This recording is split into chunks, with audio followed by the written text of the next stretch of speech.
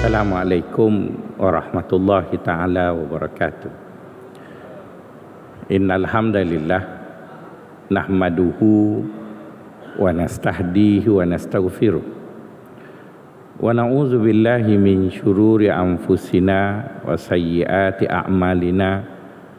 Man yahdihillahu fala mudhillalah wa man yudlil fala hadiyalah.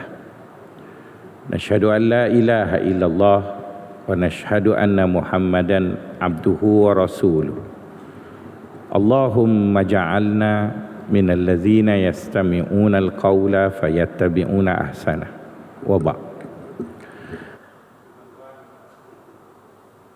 Tuan-tuan, puan-puan, sahabat-sahabat yang dikasihi sekalian, pada kuliah yang lepas kita ataupun saya telah mengulas panjang mengenai konsep seseorang itu menuju Allah, di mana kita boleh melalui dua jalan. Satu jalan berasaskan kepada kuantitatif, iaitu kita kira amalan kita tu banyak ataupun sikit. Dan yang kedua ialah menuju Allah berasaskan nilai. Dan nilai yang akan kita bincangkan adalah melakukan sesuatu yang Allah Ta'ala suka. Seperti yang saya sebut juga dalam kuliah sebelum ini, setakat yang saya tahu ada 58 perkara yang Allah SWT nyatakan dia suka. 8-nya terdapat di dalam Al-Quranul Karim dan selebihnya ada dalam hadis-hadis baginda sallallahu alaihi wasallam. Jadi kita mulakan berbicara mengenai apa yang Allah suka itu ada di dalam Al-Quran dahulu. Di dalam Al-Quran dinyatakan beberapa perkara yang Allah sebut dia suka. Dan di antara banyak-banyak yang dia suka itu, tuan-tuan, dia ulang paling banyak adalah sabar. Di mana Imam Ahmad bin Hanbal menyebut, Allah menyebut mengenai sabar itu sebanyak 90 kali. Jadi pastinya lah ianya begitu penting bagi kita untuk menghayatinya sehingga sebegitu banyak sekali disebut mengenai sabar. Manakala Imam Ibnul Qayyim Al-Jauziyah mengatakan daripada 90 tersebut boleh dibahagikan kepada 15 bentuk penyataan Allah berkait dengan sabar. Ada penyataan Allah suruh kita sabar. Misalnya, ya ayyuhalladzina amanusbiru wasabiru warabitu la'allakum tuflihun. Ada penyataan Allah yang Allah mengatakan bahawa dia suka kepada orang yang sabar. Innallaha yuhibbus sabirin.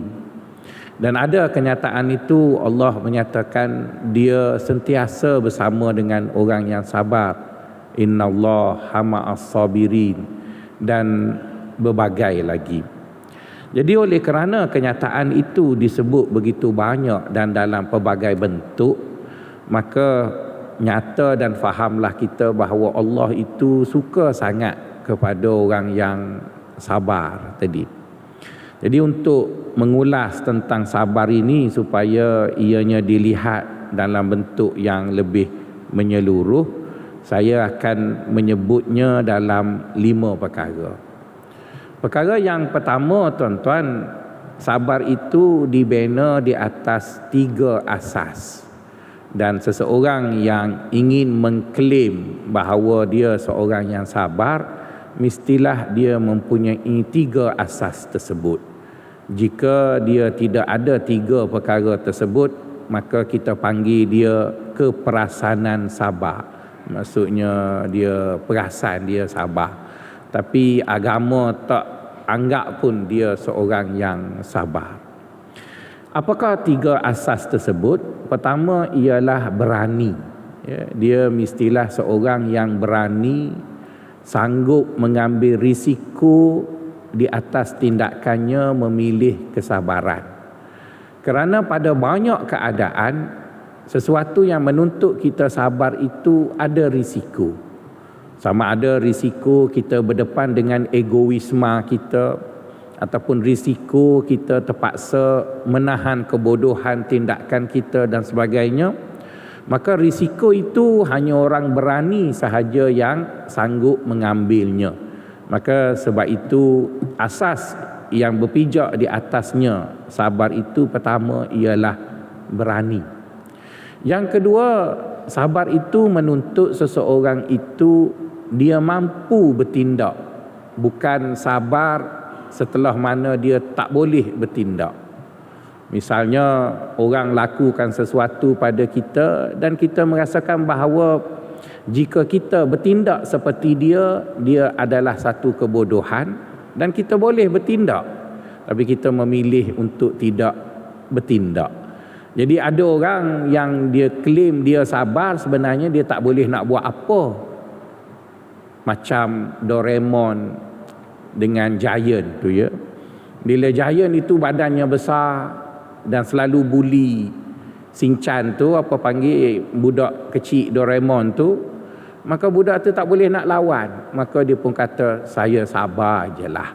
Jadi berkata sabar ketika mana kita tidak boleh bertindak, itu bukannya sabar, itu dia panggil tak ada pilihan lain dah. Tapi sabar mesti berlaku ketika mana kita mampu untuk bertindak tetapi memilih untuk melakukan sesuatu yang lebih bijak daripada bertindak seperti yang dilakukan oleh orang yang provoke kita tadi. Kita lihat ya, pernah satu kali baginda sallallahu alaihi wasallam duduk bersebelahan dengan Abu Bakar, dan datang seorang yang gila ataupun tidak berapa cerdik, datang kutuk-kutuk Abu Bakar.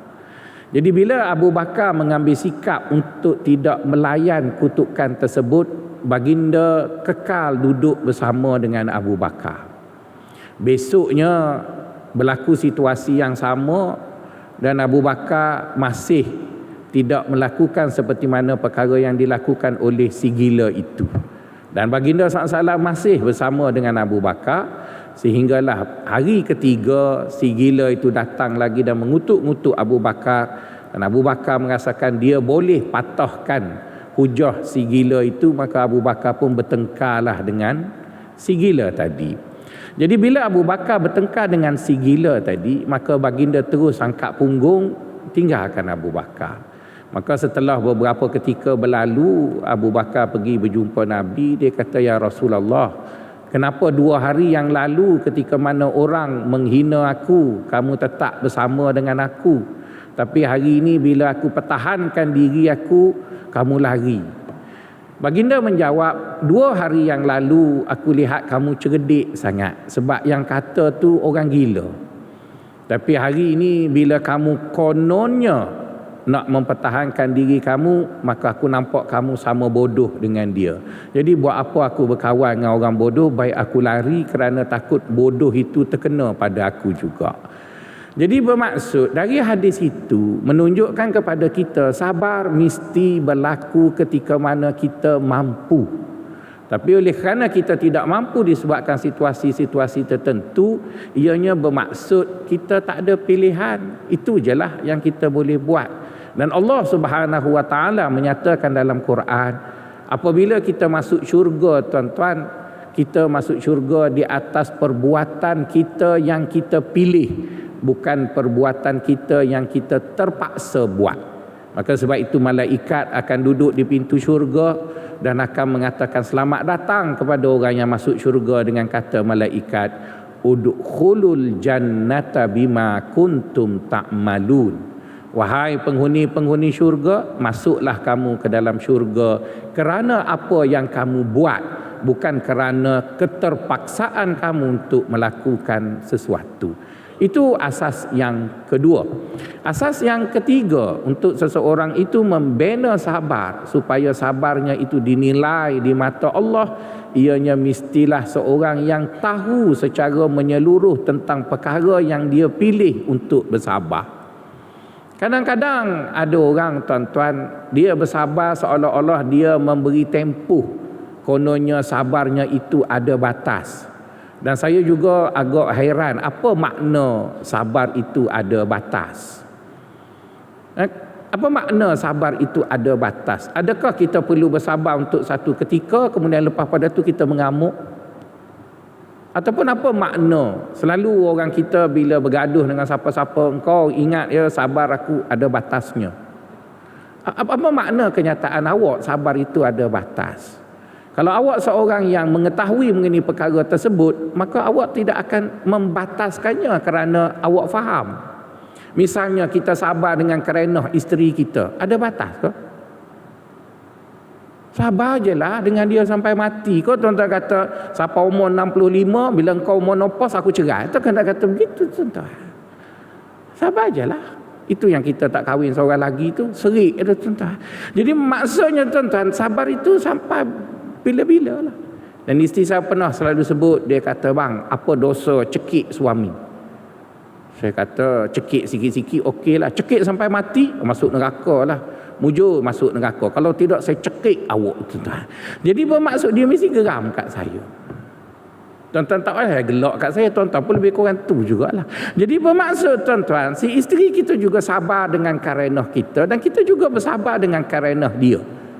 Adakah di sana ada batas waktu bagi sabar dalam sebuah hubungan itu?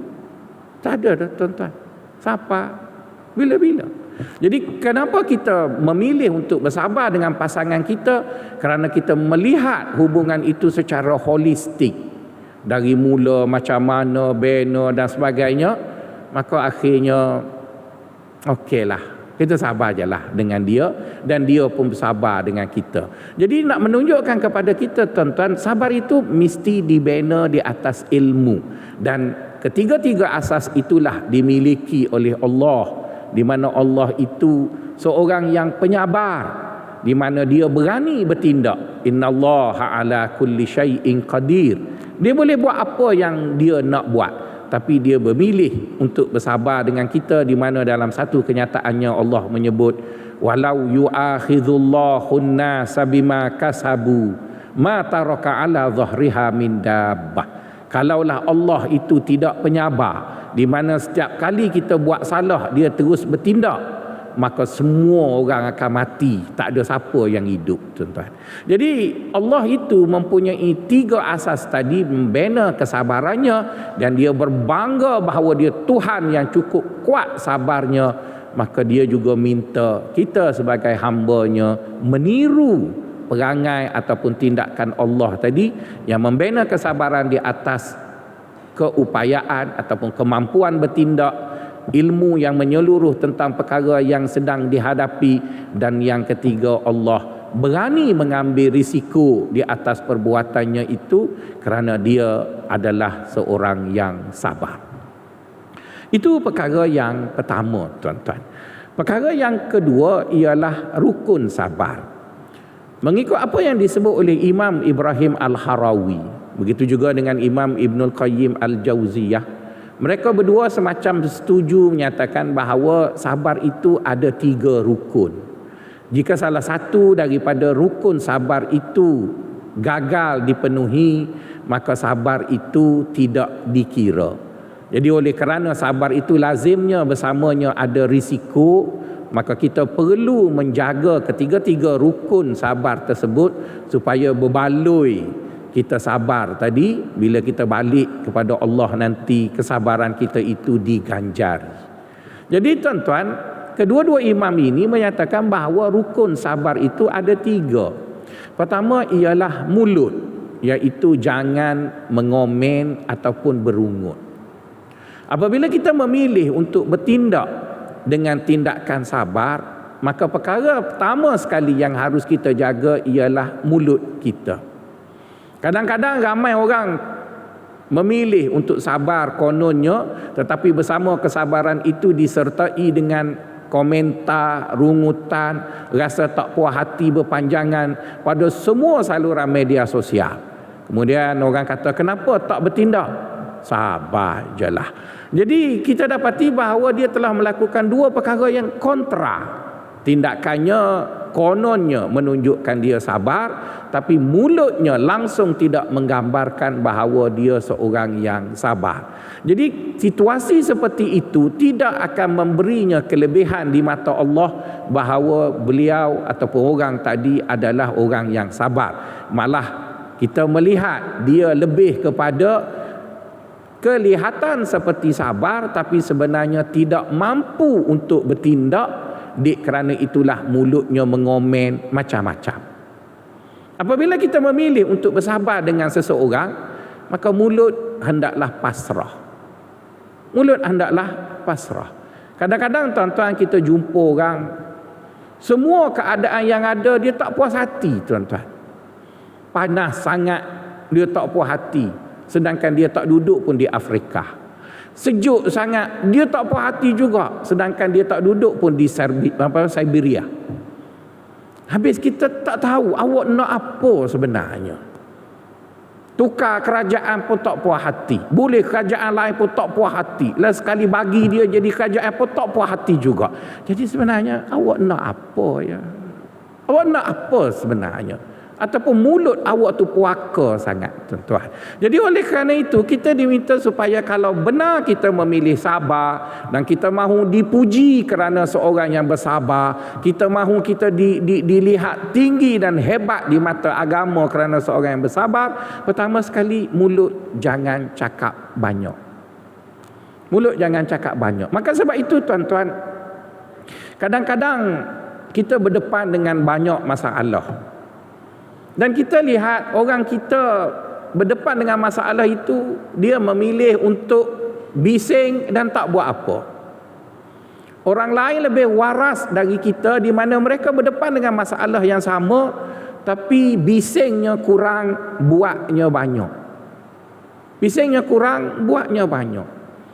Ya, kita dalam sebuah negara yang demokrasi, bila kita tidak bersetuju dengan orang, kita ada hak untuk menyatakan protes tadi.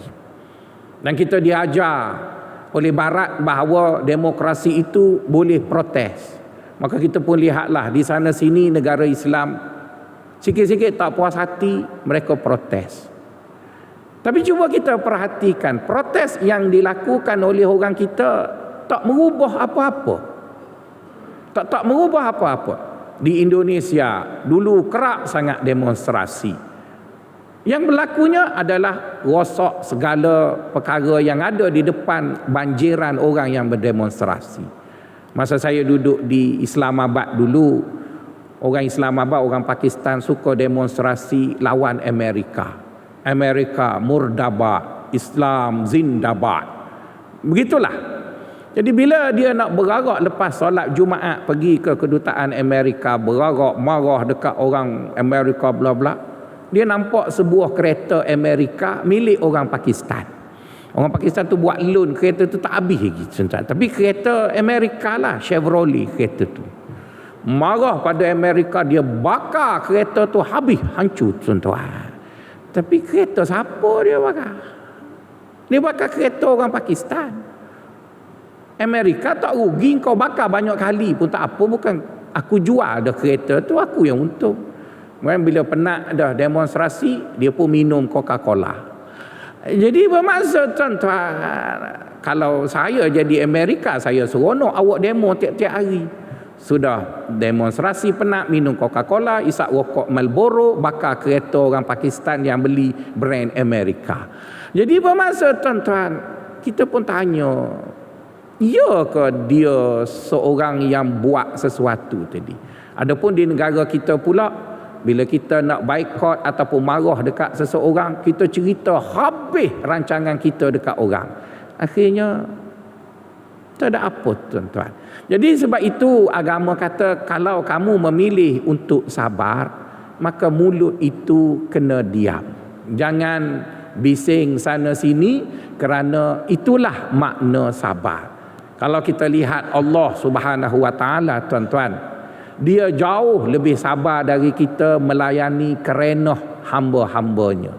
Macam-macam dia beri pada kita, sehat, tubuh badan, beri rezeki, beri apa. Tiba-tiba kita pergi cari Tuhan lain.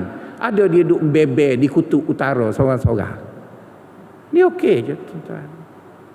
Dia okey je. Cuma dia beritahu dekat dunia ini kamu bebas nak buat apa. Balik akhirat siaplah kau. Dia tak marah, tuan-tuan, silakan buatlah. Jadi itulah model orang sabar yang hebat. Mulutnya tak bising, tapi dia tegas dalam melakukan sesuatu yang telah dia rencanakan. Jadi diminta seorang yang ingin bersabar itu mestilah menjaga lidahnya jangan banyak berungut, tuan-tuan. Itu yang pertama. Yang kedua, tuan-tuan, rukun yang kedua dalam kesabaran itu ialah hati yang menerima sesuatu yang diberi oleh Allah kepada seseorang hamba tadi. Oleh kerana Allah Subhanahu wa taala ini, tuan-tuan, bila dia cipta alam ini, dia tidak buat alam ini untuk kita seorang. Dia tak buat alam ini untuk kita seorang. Jadi oleh kerana dia tak buat alam ini untuk kita seorang, dia beritahu dekat kita dia bukan Tuhan orang Melayu. Dia Tuhan sekalian alam. Alhamdulillahi Rabbil Alamin. Maha suci Allah, dialah Tuhan sekalian alam. Maka oleh kerana dia Tuhan sekalian alam, maka dia memandang kita orang Melayu sama aja seperti mana dia memandang Cina, India dan kaum-kaum lain. Seperti mana dia memandang manusia, maka dia juga memandang binatang dan sebagainya. Jadi oleh kerana Allah SWT adalah Tuhan sekalian alam, tindakan Allah itu tidak mampu dilakukan secara runcit. Maksudnya tak boleh beri seperti orang tu nak, tak boleh beri seperti orang ni nak. Allah beri secara berpakej. Semua tindakan Allah itu berpakej. Dia ada datang pakejnya, dan pakej itu berasaskan kepada saling kebergantungan makhluk yang ada di dunia ini untuk hidup, bukan kita seorang. Jadi tuan-tuan, oleh kerana pakej itu datang dan Allah beri kepada kita dengan dia Tuhan sebagai maha mengetahui, maha bijaksana, maha pengasih dan maha penyayang, maka pastinya pakej itu tidak sedikit pun bertujuan untuk menyusahkan ataupun memusnahkan siapa-siapa. Tak ada sedikit pun elemen untuk menghapus, elemen untuk memperkenakan, elemen untuk menindas sesiapa. Semua yang dibuat oleh Allah adalah demi menjaga alam sarwa jagat ini. Tapi dalam banyak-banyak itu Allah beri ujian dekat kita, iaitu dia bagi ujian kita untuk jadi songi, iaitu banyak cakap. Tuan-tuan, kalau kita lihat kepada apa yang Allah Ta'ala cipta, Allah tak pernah ubah lembu dan kambing makan rumput, dan tak pernah dengar lembu protes makan rumput, tuan-tuan. Dia makan. Dan dia makan. Dia tak pernah kata, tukarlah weh, lama dah kau makan rumput. Tak, dia nak makan rumput. Dia makan. Kita cuba bagi nasi lemak yang sama boleh sebulan. Tulis surat layan dekat pengerusi, tuan-tuan. Tak ada nasi lemak lain, tuan-tuan. Jadi maksudnya, tuan-tuan, songeng itu pada kita bermasalah. Maka sebab itu Allah menyebut dalam Al-Quran, manusia itu adalah makhluk yang suka bantah Tuhannya. Manusianya lah. Jadi bila itu, maka sebab itulah Allah ajar kita supaya sabar. Allah ajar kita supaya sabar. Allah tak pernah perintah sabar kepada lembu. Dia tak pernah perintah sabar kepada makhluk-makhluk yang lain, sebab dia tak bagi makhluk itu pilihan.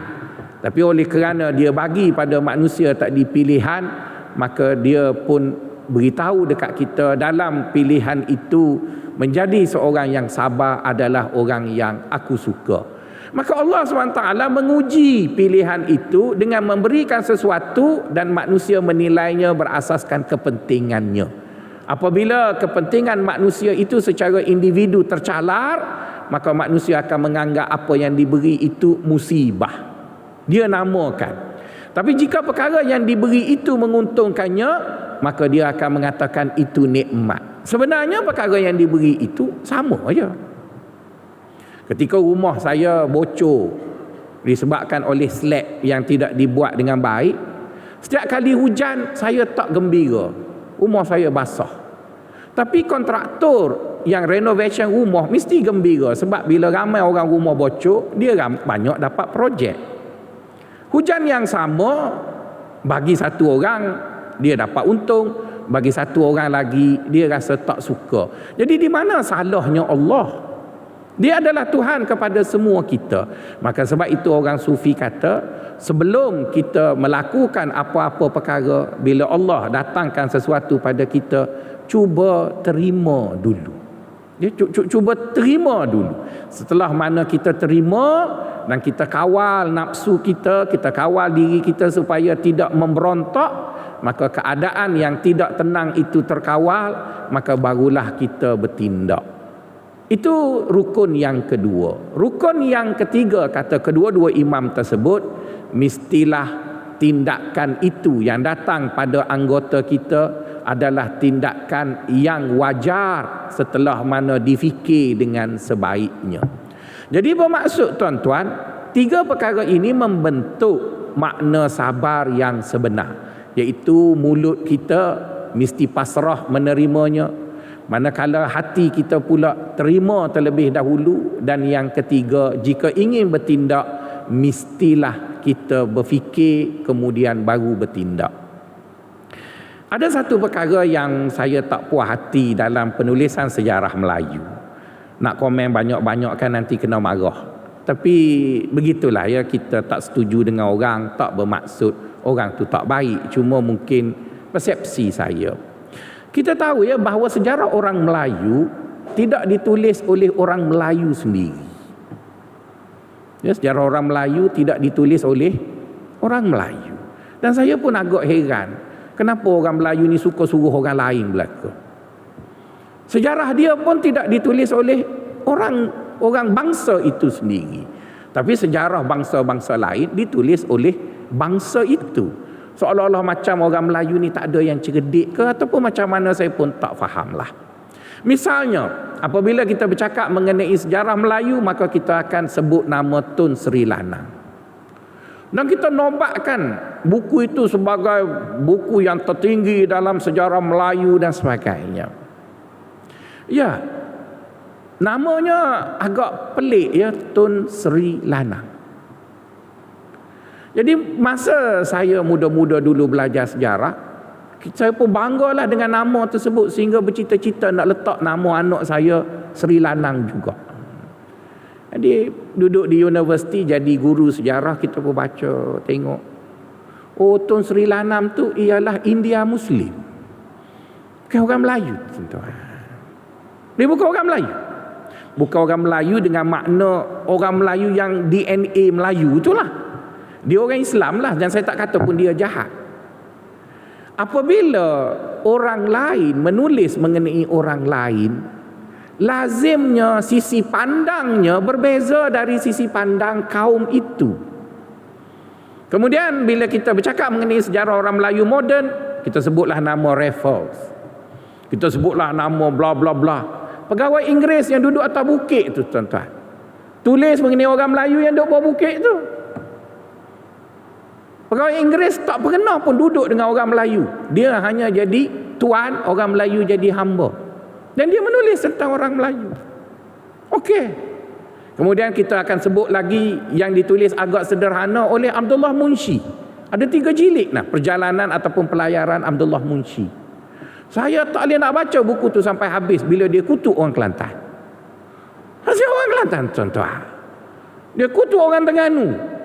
Saya kata, apa jenis orang kutuk? Orang Kelantan panggil rapak jiknya kutuk kita, tuan-tuan. Sehingga saya bertanya, dia ni orang Kelantan ke? Tengok-tengok dia India Muslim juga, lepas tu jadi penterjemah kepada pegawai Inggeris. Patutlah, tuan-tuan.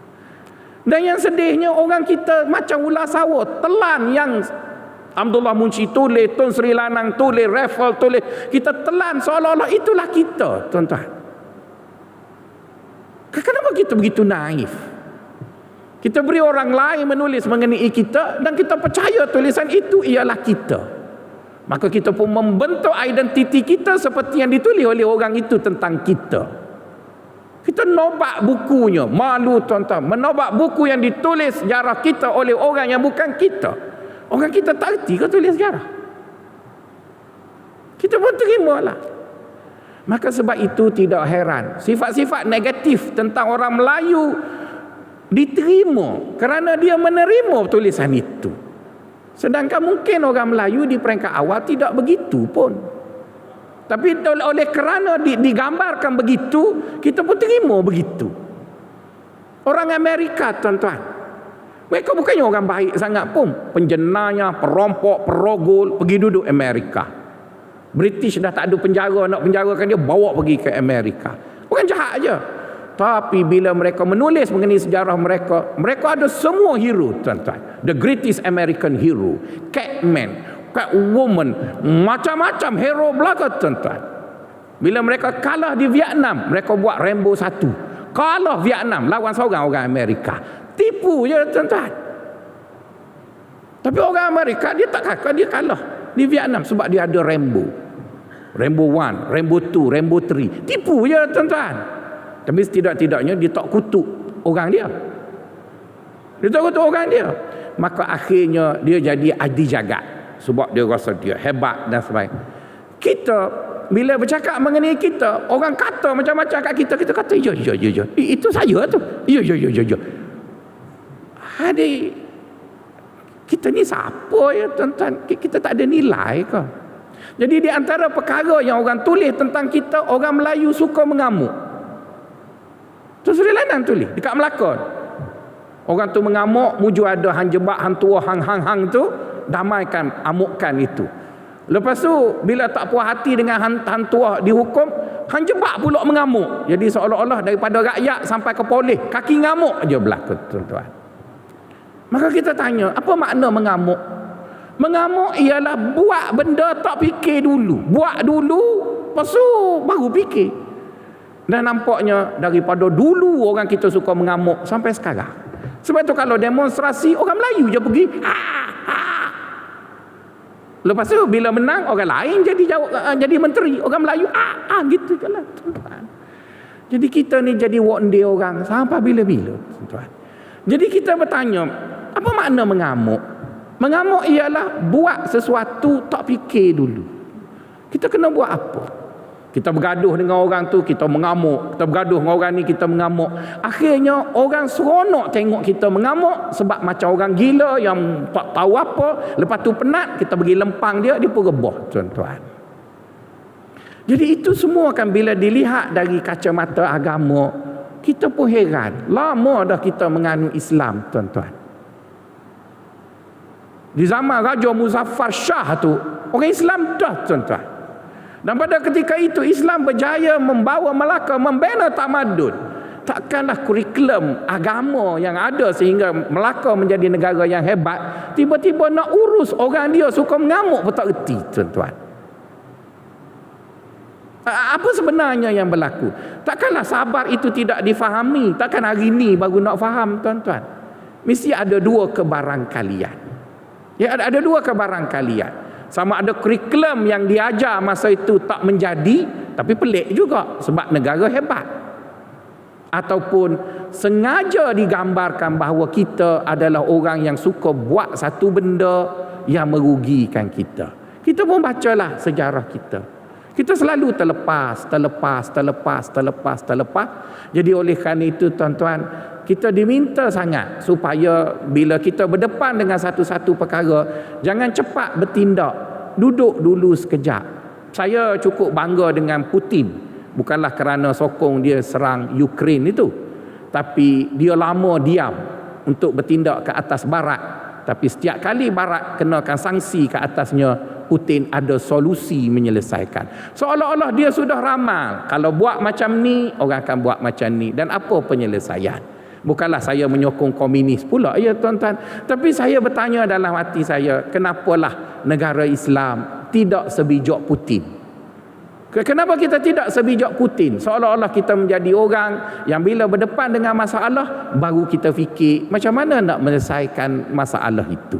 Jadi rukun yang ketiga dalam membina kesabaran ialah jangan bertindak melulu, sebaliknya berfikirlah terlebih dahulu, kemudian barulah bertindak dengan tindakan yang sewajarnya. Itu perkara yang kedua, tuan-tuan. Perkara yang ketiga, tuan-tuan, dalam membicarakan mengenai kesabaran, kita dapati bahawa Allah Subhanahu wa taala apabila dia perintah kita sabar, maka itu menunjukkan bahawa sabar itu adalah suatu ibadah dan dia mahu sabar itu dikaitkan dengan dia. Kerana dia yang menjanjikan balasan yang besar, balasan yang tidak terkira banyaknya kepada orang yang sabar. Jadi oleh kerana dia yang menjanjikan kesabaran itu dan dia mahu sabar yang terhasil pada kita adalah sabar yang ada kaitannya dengan dia, kerana itu juga adalah sebahagian ibadah, maka kita dapati Allah menyatakan dalam Al-Quran sabar itu ada 3 jenis sabar. Pertama disebut as-sabru billah. As-sabru billah. Yang kedua disebut dengan as-sabru lillah, dan yang ketiga as-sabru ma'allah. Yang pertama maksudnya kita bersabar dengan bantuan Allah. Yang kedua adalah kita bersabar kerana Allah. Dan yang ketiga, kita bersabar dalam lingkungan yang diizinkan ataupun disuruh oleh Allah.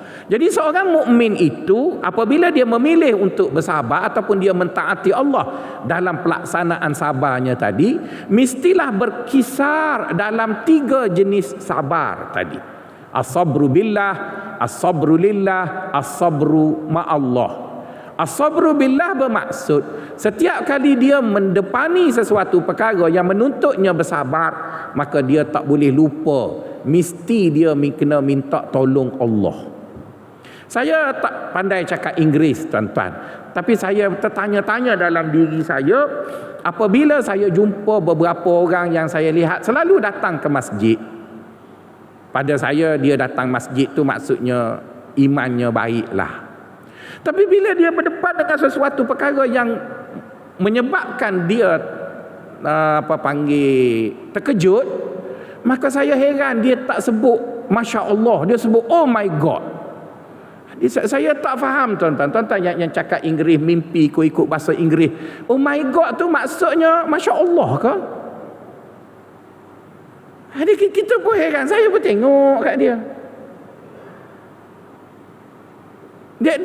Kenapa dia sebut oh my God, sedangkan Kristian yang tak mengakui Allah pun nak sebut Allah juga. Orang Kristian kan sebelum ni dia dah sebut Jesus Christ lah, macam-macam. Tapi bila duduk dengan orang Malaysia, berjuang sampai ke mahkamah nak sebut Allah. Punya berianya mereka nak sebut Allah. Sanggup lawan dogma macam-macam dengan orang Melayu, bergaduh asalkan boleh sebut Allah. Kita yang dah lama sebut Allah, bila terkejut oh my God, kita pun saya bertanya, apa yang jadi gitu? Kita rasa kita ada kekuatan, kau tuan-tuan, nak berdepan dengan sesuatu perkara tu. Tak tahulah, takut dia adalah panglima Melayu, panglima Bugis, apa benda kita tak tahu. Okeylah dia sebut oh my God. Tapi setakat tahu-tahu saya, oh my God tu ialah budaya orang putih yang tak ada kaitan pun dengan Allah. Jadi kita pun heran. Tuan Haji kan ataupun Datuk Haji kan dah pakai kopiah, pakai jubah, tukarlah terkejut tu. Kan tukarlah, biarlah budak-budak muda tolol tu tak apalah, takkan kita dah tua dah punya selalu duduk tadarus Quran terkejut oh my God. Sebutlah Masya Allah, Allahu Akbar ke. Kalau takut sebut Allah Akbar kan serupa orang pah pula. Sebutlah yang lain, tak sebut Allah Akbar tak apa. Yang pentingnya sebutlah nama Allah, tuan-tuan. Sebab kita tak mampu, tuan-tuan, untuk bersabar hanya kerana kita hebat. Tak hebat dah, tuan-tuan. Ada satu cerita lucu ya, ada orang samseng kat kampung saya tu. Masa saya kecil-kecil dulu dia something lah. Jumpa orang tu dia lempang gitu ya. Jadi dia duk ingat dia tak tua. Dia tak tua. Dia sokong satu parti dan dia pun bila dia pergi pasang bendera tu, dia cabut habis bendera parti lain, dia bubuh bendera dia. Jadi kalau orang nak lawan dia lempang. Itu masa saya kecil-kecil dulu lah. Bila kita pun dah tua, dia tua benar dah. Tak larat dah. Dia buat perangai lama. Bila nak pilihan raya dia cabut bendera orang lain, dia bubuh. Gak budak muda yang sokong parti kena cabut ni, dia kata, "Pak cik nak macam mana?" Budak tu tanya, "Mu nak lawan aku?" Dia kata, "Pak cik, itu 20 tahun dulu mu nak lawan aku. Sekarang saya tolak Pak cik pun reboh."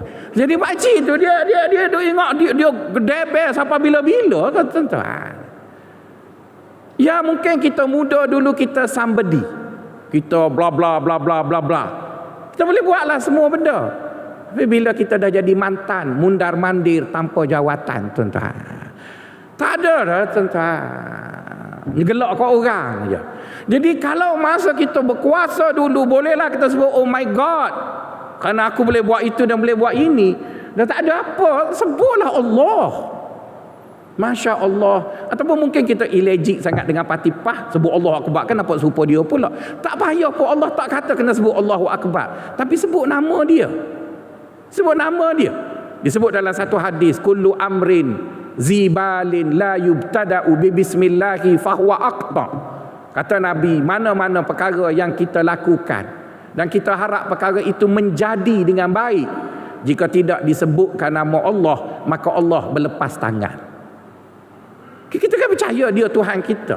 Jadi bila kita berdepan dengan sesuatu yang menunjukkan kita perlu bersabar, maka biarlah kita bersabar dengan dia. Ya, bersabar dengan bantuan dia, kekuasaan dia, dorongan dia. Kita percaya begitu. Maka sebab itu bila berdepan dengan perkara-perkara yang besar, tak perlulah kita malu. Kerana kita orang yang beriman dengan Allah, maka kita sebutlah Masya Allah. Cuma janganlah jadi macam orang-orang Arab pergi ke kota Bangkok. Bila dia nampak Amoy Siam jauh-jauh tu, dia sebut Astaghfirullahalazim. Itu Allah jugalah. Bila Amoy itu datang, dia sebut Masya Allah. Tapi bila Amoy itu duduk atas pohon, dia Alhamdulillah. Oh, yang tu tak jadilah tuan-tuan. Dia Allah belaka tu. Tapi bukan itu yang nak dimaksudkan. Tapi maksudkan di sana ialah bila kita berdepan dengan sesuatu yang sukar, percayalah bahawa Allah ada di belakang kita dan dia akan beri kekuatan itu untuk kita bersabar. Itu sabar yang pertama. Sabar yang kedua, tuan-tuan, ialah as-sabru lillah. Sabar kerana Allah. Kerana apa, tuan-tuan? Seperti yang kita sebut di awal tadi, bahawa sabar itu mesti datang daripada seorang yang berhati berani. Kerana setiap kesabaran itu lazimnya ada risiko. Lazimnya ada risiko. Jadi oleh kerana kita memilih untuk bersabar, maka kadang-kadang bersama kesabaran itu ada risiko. Jadi jika risiko yang kita ambil itu, kita tidak mengharapkan balasan Allah, tapi kita harap balasan manusia, itu yang kecewa tu, tuan-tuan. Itu yang kecewa. Dulu, tuan-tuan, kita orang kampung, tuan-tuan, kita selalu lihat tok kita ataupun tok saudara kita ataupun masyarakat kita, bila mereka ibu bapa tadi berkorban untuk besarkan anak-anak, maka bila anak dah besar ataupun sepanjang pembesaran anak-anak itu selalu dia pesan, belajar rajin-rajin, dah jadi orang berguna, jangan lupa mak ayah. Iaitu mereka bersabar mendidik anak dengan harapan bila dah tua bagi duit ke mak ayah. Jadi bagi orang yang seperti tuan-tuan yang sudah pencen dan anak-anak dah besar, sempat lagi merasa anak bagi duit. Dan alhamdulillah. Tapi saya, orang yang macam saya, anak baru nak besar, kalau saya berkorban untuk anak dan saya harap dia bagi duit kat saya, mesti saya kecewa. Sebab dia punya gaji pun nak makan pun tak cukup, tuan-tuan. Adalah suatu kesilapan ibu bapa hari ini besarkan anak untuk anak bagi duit kat dia bila tua. Itu suatu kesilapan besar. Sebab teruk-teruk kita bekerja masa kita jadi pegawai muda dulu, kita ada target, kita boleh beli rumah. Nisbah gaji kita dengan beli rumah tidak jauh beza. sekarang anak kita gaji 5,000 pun tuan-tuan, nak beli kondo pun tak mampu. Jadi sekarang anak yang baik bukan anak yang beri duit kat mak ayah. Anak yang baik ialah anak yang tak minta lagi duit dengan mak ayah lepas kahwin. Itu kira baik dah tu tuan-tuan. Kira baik dah. Jadi kalau kita pakai paradigma lama, aku korbankan barang kemah, aku korbankan itu, korban ini supaya anak aku balas, maka tuan-tuan akan kecewa. Dahlah kecewa, apa panggil, tak sambung kontrak sebab tak ada itu dah. Dulu saya tengok seorang profesor pencen dah 10 tahun masih lagi universiti bagi kontrak. Sekarang pencen hari ini, esok dia pun harap kita berhenti dah tuan-tuan. Jadi kita rasa banyak benda orang dulu rasa kita tak sempat nak rasa. Maka paradigma itu harus diubah, di mana kalau kita berkorban biarlah kerana Allah. Dan cuba tuan-tuan tengok satu contoh, seorang ayah yang berkorban dan dia mengharapkan anak-anaknya, maka ayah itu apa berlaku pada dia? Dia menangis sampai buta tuan-tuan. Sebab apa? Sebab dia silap mengharapkan balasan itu. Dan kisah itu ada disebut dalam surah Yusuf, bagaimana Yakub tersilap dalam mengharapkan sesuatu dari anaknya. Maka bila Yakub tidak mampu melakukan apa yang dia harap, maka dia pun pilih fasabrun jamil. Dia kata dia sabar. Sebenarnya Yakub dah silap tuan-tuan. Yakub dah silap kerana dia telah menyayangi anaknya daripada isteri tertentu dan mengabaikan anaknya yang lain. Maka anak mestilah tak puas hati, protes dan sebagainya. Jadi oleh kerana itu tuan-tuan, bila kita mengambil risiko untuk bersabar, maka biarlah kita bersabar kerana Allah. Kerana Allah berjanji dengan kita, dia tak akan abaikan, dia tak akan sia-siakan apa yang telah kita buat. Jadi bila kita bergantung dengan dia, pasti kita dapat. Tapi kalau kita bergantung dengan orang, kita akan kecewa. Itu nombor 2 tuan-tuan. Nombor 3 ialah sabar bersama dengan Allah. Yang dimaksudkan sabar bersama dengan Allah tuan-tuan, ialah kesabaran yang kita pilih itu berlegar dalam lingkungan syariat Allah. Sebab apa tuan-tuan? Sebab ada orang dia bangga dia sabar, tapi ketika dia sabar itu dia sedang buat dosa. Kan ada seorang orang Melayu yang dia cerita ke orang bahawa dia datang hit. Kan pelik tuan-tuan. Setahu kita orang perempuan ni dia tak akan cerita dia datang hit, setahu kita. Tapi ada seorang tu dah lari ke Australia, nama dia Sajak. Dia cerita dalam semua Facebook, semua Instagram, dia dah datang hit. Kita pun pelik, mesti bukan perempuan, betul kan? Kalau perempuan dia tak cerita tuan-tuan. Jadi nak membolehkan dia datang hit tu tuan-tuan, dia telah melalui satu pembedahan jantina. Oh sakit tuan-tuan, bedah gua tu. Saya tengok bini saya beranak pun berasa nak putus senapan kita. Ni dia bentuk buang, sakit besar. Ketika mana dia menjalani pembedahan itu, apa yang dia sebut? Sabar. Dia tak sabar macam tu tuan-tuan. Tuhan tak bagi pahala sabar macam tu tuan-tuan. Sebab sabar mesti melakukan sesuatu yang Allah mahu. Bukan buat dosa, kemudian sakit buat dosa tu sabar. Mana boleh begitu tuan-tuan? Itu awak kena lalu lah dah awak nak buat jahat tu. Jadi jangan duduk konon-konon Allah baik, Allah suruh dalam Quran innallaha ma'as sabirin. Jadi saya sabarlah untuk udah jantina saya jadi perempuan. Tak, sabar tu tak pakai tuan-tuan. Di kampung saya dulu tuan-tuan, bila nak tengok pornografi ni manalah ada akses.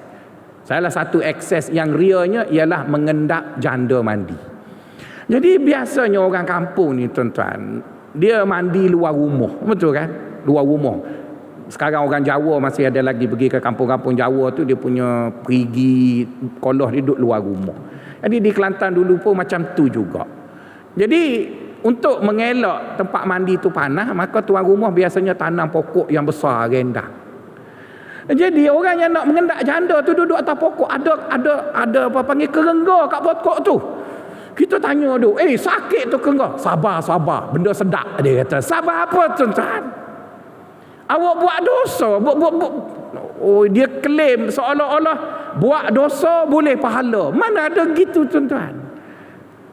Awak klaim awak sabar untuk awak terus buat dosa, itu tak dikira sabar. Sabar dikira ialah apa yang kita buat sabar tadi dalam seka yang Allah Ta'ala setuju. Tapi jika kamu buat satu benda yang Allah Ta'ala tak setuju, untuk mencapainya kamu perlu sabar, itu bukan sabar yang diperkenankan oleh Allah. Jadi tak perlulah tersengih-sengih balik akhirat nanti, ya Allah ada lagi ni tak kira pahala. Dia pahala masa mengendak dulu, sana ada juga letak sabar. Di sana dia tak kira sabar, ya tuan-tuan.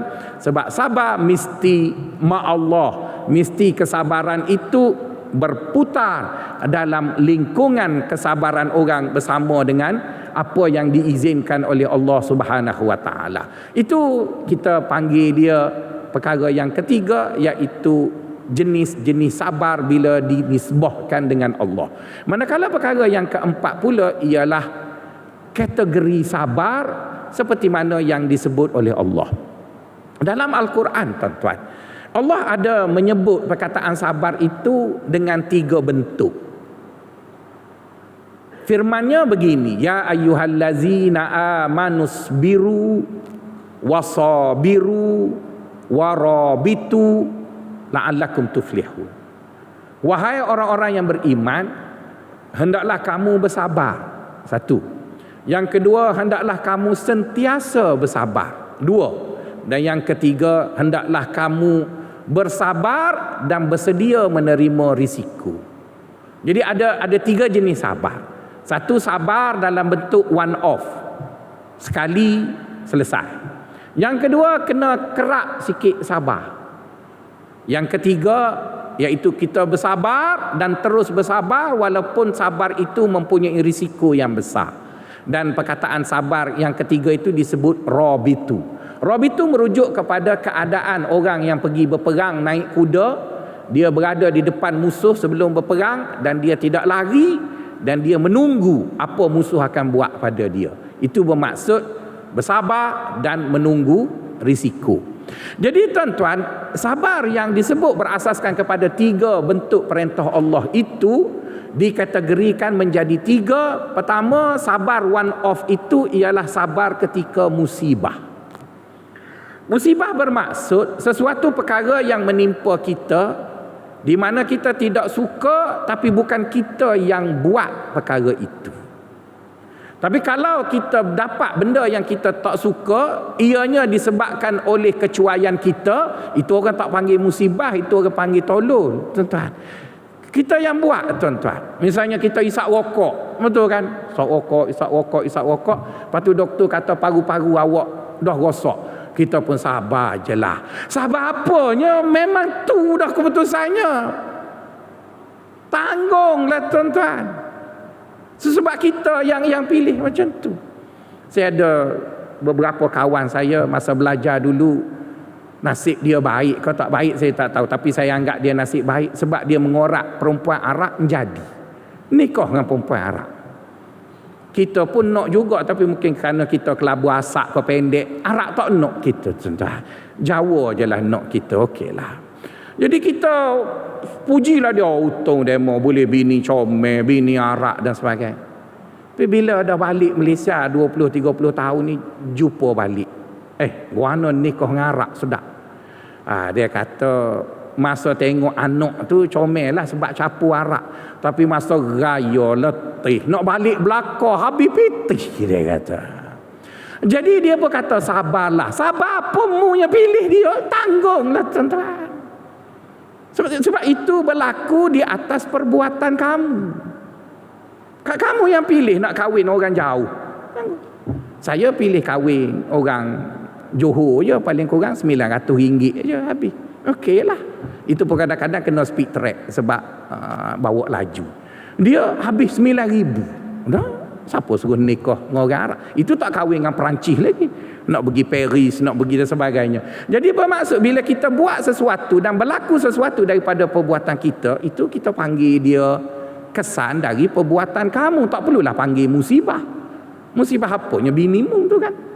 Tapi kalau kita tak buat apa-apa, Allah Ta'ala beri kerana nak uji kita. kita tak isap rokok, kita tak minum alkohol, tiba-tiba anak kita Down syndrome. Tetap apa pun. Maka itu dipanggil musibah. Allah uji kita di atas perkara tadi. Kita jaga kesihatan, DNA kita elok, DNA isteri kita elok, tiba-tiba dapat anak mati. Yang kedua pun mati, yang ketiga pun mati. Itu adalah perkara yang bukan salah kita. Dan kita tak buat apa pun untuk melakukan perkara tersebut, tapi Allah beri pada kita, maka itu dipanggil musibah. Jadi musibah seperti itu tuan-tuan, dia berlaku pada kita tapi jarang-jarang. Jarang-jarang berlaku, dia tak berlaku tiap-tiap hari.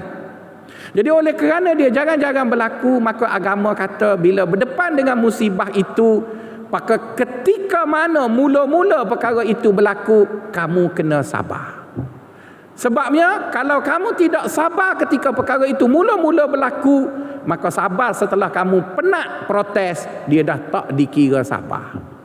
Contohnya tuan-tuan, Baginda SAW buat macam-macam untuk agama, berkorban itu dan ini. Dia hanya minta satu je dengan Allah, nak anak lelaki.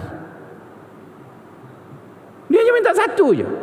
Bila dia kahwin dengan Khadijah, Allah beri dia anak lelaki sulung, namanya Qasim. Tapi Allah tak bagi lama, beberapa minggu Qasim meninggal dunia. Tapi baginda okey lagi lah, sebab dia belum jadi Nabi. Dia terima sehingga dia menamakan dirinya ataupun menggelar dirinya Abul Qasim, sebab nak sangat dengan anak lelaki. Berkebetulan pada ketika itu orang Arab melihat siapa kahwin dan dapat anak lelaki, dia baru jantan sebenar. Jadi dia pun okey lah. Lepas tu dapat anak perempuan. Dan dia abaikan seketika hasratnya untuk dapat anak lelaki, sehingga baginda dah tua dah tuan-tuan. Bayar tuan-tuan belaka. Nak balik hasrat nak anak lelaki. Dulu tuan-tuan saya tak faham kenapa tuan-tuan sayang kat cucu. Bila saya pun dah mula tua, baru faham tuan-tuan. Baru faham. Jadi bermaksud bila Nabi dah tua, dia nak anak lelaki. Maka dengar khabar Ibrahim dulu tua juga, tapi bila tidur dengan perempuan Mesir, walaupun benih tu dah kering, tapi tanah tu subur, boleh Ismail tuan-tuan. Maka Nabi pun berkebetulan Raja Mesir hantar 3 orang perempuan Mesir. Maka Nabi kata ni berulang kisah Ibrahim dulu. Nabi dah tua, tapi tidaklah setua Ibrahim. Ibrahim 100 tahun masa tidur dengan Hajar itu. Maafkan saya, dengan Hajar itu dapat anak yang nama Ismail. Maka Nabi dihadiahkan seorang hamba perempuan Mesir yang bernama Maryam. Dan Nabi pun tidaklah nak banyak, dia hantar 3, Nabi ambil seorang, 2 lagi bagi kat orang lain. Nabi pun tidurlah dengan hambanya tadi. Takdir Allah, dapatlah anak tuan-tuan, anak lelaki tuan-tuan. Cuba tuan-tuan bayangkan, di hujung usia tuan-tuan, dalam keadaan nak sangat kepada anak lelaki, dapat tuan-tuan. Mestilah gembira. Saya rasa kalau tuan-tuan berada dalam situasi Nabi, mesti tuan-tuan korban akikah 3 ekor gajah agaknya kot. So, gembira sangat. Dengan segala perjuangan yang macam-macam Nabi buat, di hujung usia nak anak lelaki seorang. Dapat tuan-tuan. Setelah dapat, Allah tak bagi lama tuan-tuan. Beberapa minggu Ibrahim meninggal dunia. Terduduk Nabi tuan-tuan. Cuba lihat Nabi ketika mana dia ditimpa musibah itu, mulutnya bising tak? Dia. Tapi oleh kerana dia manusia, menangislah. Tapi dia tak bising, dia duduk, dia esek. Berkebetulan malam tu berlaku gerhana, orang lain pula cakap, bulan pun sedih. Itu orang lain, bukan dia. Jadi itu menunjukkan kepada kita bahawa kata Nabi, bila kita ditimpa musibah, kita mesti menahan marah kita ketika mana mula-mula perkara itu berlaku. Tapi kalau kita dah bising, lepas tu dah penat bising, kita berkata tak apalah, saya sabar. Oh, dia tak kira dah tuan-tuan. Sebab sabar itu mesti di mula-mula berlaku tuan-tuan. Itu nombor 1. Nombor 2 ialah kita hendaklah sentiasa sabar apabila kita berdepan dengan maksiat. Kerana dosa itu tuan-tuan lazimnya berlaku apabila ada 2 perkara. Pertama, ada dorongan, dan yang kedua ada peluang. Sebab itu mempunyai peluang buat dosa lebih bahaya daripada ada dorongan untuk buat dosa. Ramai orang ada dorongan untuk buat dosa, tapi kerana tak ada peluang, maka dia pun tak jadi buat dosa. Tapi jika orang itu ada peluang buat dosa, terlalu sukar untuk dia menahan diri dari melakukan dosa. Lazimnya untuk buat dosa ini tuan-tuan kena ada 3 asas. Pertama, kena ada duit. Sebab nak buat dosa semua kena bayar. Buat baik je tak kena bayar, tuan-tuan. Saya tak pernah lah masuk kelab malam, tapi tengok masuk kelab malam tu kena bayar. Air dalam kelab malam tu RM8 sebotol, tuan-tuan. Jadi maksudnya kena ada duit lah nak buat jahat. Yang kedua, kena ada tenaga. Ada tenaga, tak larat. Maka sebab itu dekat tempat buat jahat dia ada ekstasi, pil kuda, gambar Sarawak, macam-macam, tuan-tuan. Sebab dia kena ada tenaga untuk buat jahat. Dan yang ketiga, kena ada masa. Kalau kita lihat kepada 3 tersebut, tuan-tuan, masa muda dulu kita tak pernah ada 3 tu semasa dalam satu masa. Masa kita muda, kita ada masa, kita ada tenaga, tapi tak ada pitih. Duit tak ada, tuan-tuan. Itu yang baik itu. Termasuk saya lah, tuan-tuan. Bila dah bekerja, ada duit, ada tenaga, tapi tak ada masa.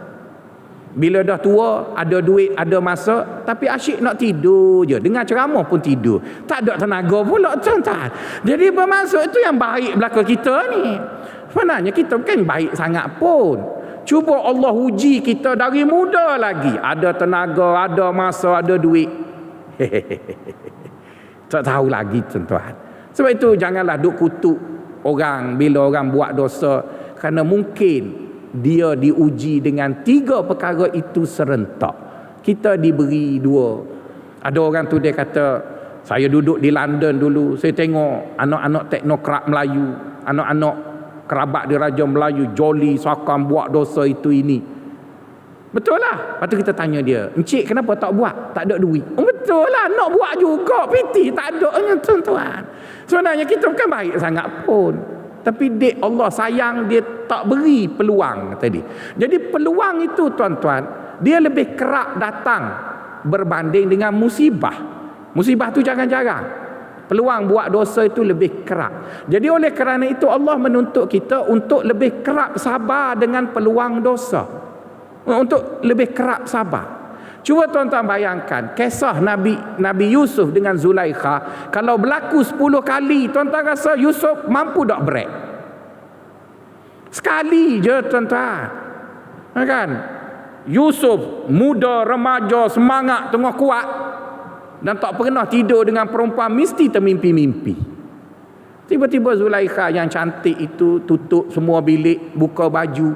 Come on, babe. Oh, berasak dia break, tuan-tuan. Itu pun Allah campur tangan. Laula ar-ra'a burhana rabbih kadzalika linasrifa anhu su'a wal fahsya innahu min ibadinal mukhlasin. Allah bantu Yusuf supaya boleh break, jangan buat dosa tu. Tapi Allah uji sekali je lah. Sekali je. Saya tak sempat pergi ke England. 3 kali nak pergi atas perkhidmatan, semuanya gawat masa saya nak pergi. Jadi simpan duit tak boleh pergi. Nampaknya lepas pencen ni kita pergilah. Kawan-kawan yang belajar di England, dia kata, Ustaz, kami duduk di England, asrama tu bercampur. Oh loh, bercampur. Kita duduk pondok tu jauh, 5 blok baru perempuan, laki blok sini. Lepas tu kita pun bayang, seronoknya belajar England. Lepas tu lagi teruk, Ustaz mandi bogel belakang. Oh loh, betul kan? Saya tak tahulah, tuan-tuan, janganlah gelak saya. Orang dulu cerita di England macam tu. Tuan-tuan senyum sini tu lebih kurang tu ya, tuan-tuan, lalu lah. Jadi bermaksud, tuan-tuan, dalam situasi orang yang bebas bergaul, tapi tuan-tuan tak buat benda jahat, saya kan? Saya tabik spring, tuan-tuan. Sebab kalau saya dapat yang tu, tak tahu lagi, tuan-tuan. Jadi bermaksud, tuan-tuan, dosa itu dia berkait dengan peluang. Dia berkait dengan peluang. Maka sebab itu bila kita tak ambil rasuah, kita jangan rasa kita baik sangat. Sebab orang tak pernah sogok. Tapi kalau orang tu disogok, tapi dia tak ambil juga, maka hormatlah dia, tuan-tuan. Kerana dia berjaya untuk sabar sehingga dia tak buat dosa tu. Kita yang tak pernah disogok, bolehlah kita kata bersih, kerana orang tak pernah. Maka sebab itu bila bercakap tentang sabar buat dosa, maka ianya lebih kerap kerana peluang buat dosa itu lebih kerap berbanding dengan musibah. Dan yang terakhir sekali ialah bersabar melakukan perkara yang benar. Lazimnya apabila kita nak buat benda benar, nafsu kita akan kata rugi. Saya jadi pengerusi ahli jawatan kuasa panggil tata tertib beberapa agensi. Ada satu kes tu, pegawai rendah lah dia, pegawai grade 21. Dia pecah dia jual barang store hak dia jaga, tuan-tuan. Dan bukan sekali, 21 kali. Jadi bila nak buat keputusan dia akan dibuang, saya pun tanya dia. Kata, Tuan tak rasa bersalah ke jual barang kerajaan, jual dan sebagainya? Oh, dia kata, Ustaz, saya buat ni sikit je, menteri banyak lagi. Dia tak rasa menyesal pun dia buat benda tu, dan dia bagi justifikasi orang lain. Lepas tu saya tanya, Tuan tahu mana menteri buat? Saya tengok dekat YouTube lah. Itu orang cerita. Tapi Tuan pasti buat. Tak apa Ustaz. Tak apa. Jadi bermaksud tuan-tuan, lazimnya bila kita nak jadi orang baik, kita akan rasa kita terlepas peluang. Bila kita nak ambil rasuah, setan akan kata, rugi tu, duit mudah, betul kan? Lagi kita nak pecah amanah, rugi tu. Jadi buat baik tuan-tuan, kita akan berdepan dengan begitu berat dengan nafsu kita yang selalu mengatakan kita rugi. Jadi kalau kita mampu melawan nafsu kita tadi dengan bersabar terus melakukan kebaikan, maka sabar itu disebut dengan ribat, iaitu bertahan untuk menerima risiko di atas taat kepada perintah Allah Subhanahu wa taala. Jadi itu lebih kurang bicara mengenai sabar. Insya-Allah kita bincang kuliah akan datang pula mengenai takwa. Allah menyebut innallaha yuhibbul muttaqin, samalah dengan masjid kita, masjid takwa, tuan-tuan. Jadi itu kita jumpa dalam kuliah akan datang. Wassalamualaikum warahmatullahi wabarakatuh.